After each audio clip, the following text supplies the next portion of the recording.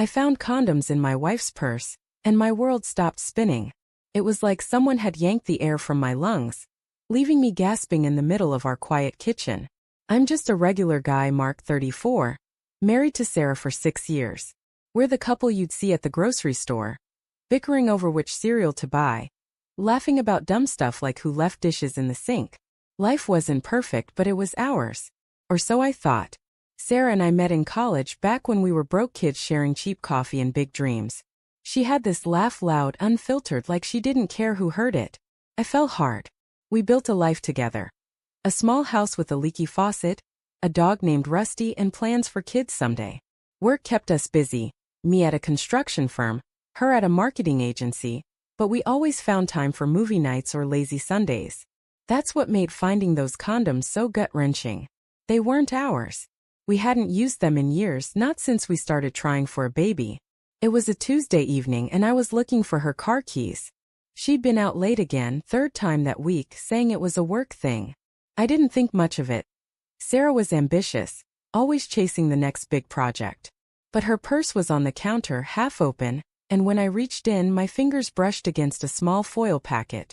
Then another. 3 condoms tucked in a side pocket. My stomach twisted.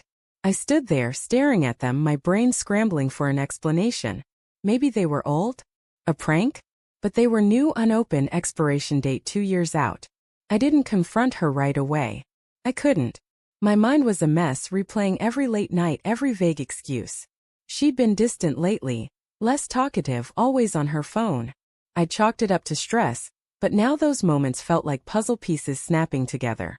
I shoved the condoms back in her purse and went to bed, lying awake until she slipped in at midnight, smelling faintly of wine. The next few days I watched her like a hawk. Every smile, every text she sent, every time she said, "Love you," felt like a lie I was too scared to call out. I started noticing things. Her purse was always with her now, like she was guarding it. She'd laugh at messages on her phone, then lock it fast when I got close.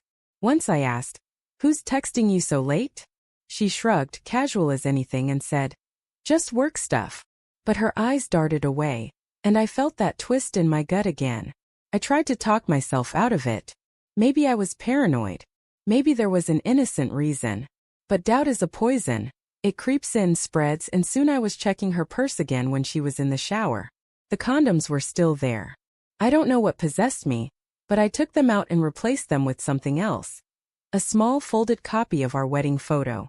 The one where she's laughing, her veil slipping, and I'm looking at her like she's the only thing that matters. I wanted her to see it, to remember. That night I cooked dinner, trying to act normal while my heart pounded. She came home, tossed her purse on the couch, and we ate spaghetti in near silence.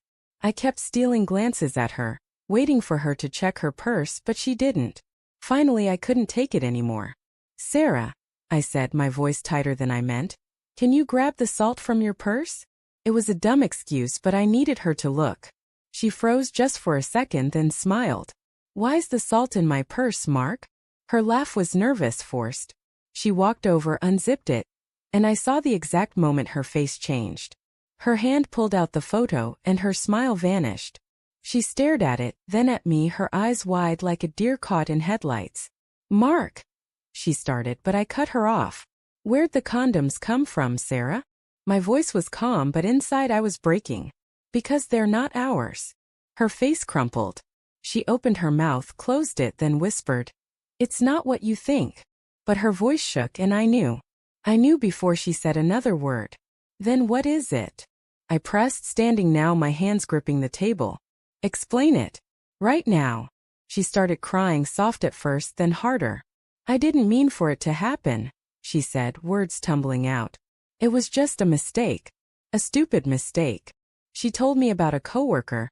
Late nights at the office, too much wine. Too many moments where she felt seen.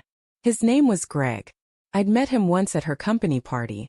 Smug, charming, the kind of guy who thinks he's untouchable. She swore it was just once, that she'd ended it, that the condoms were just in case, but she never used them.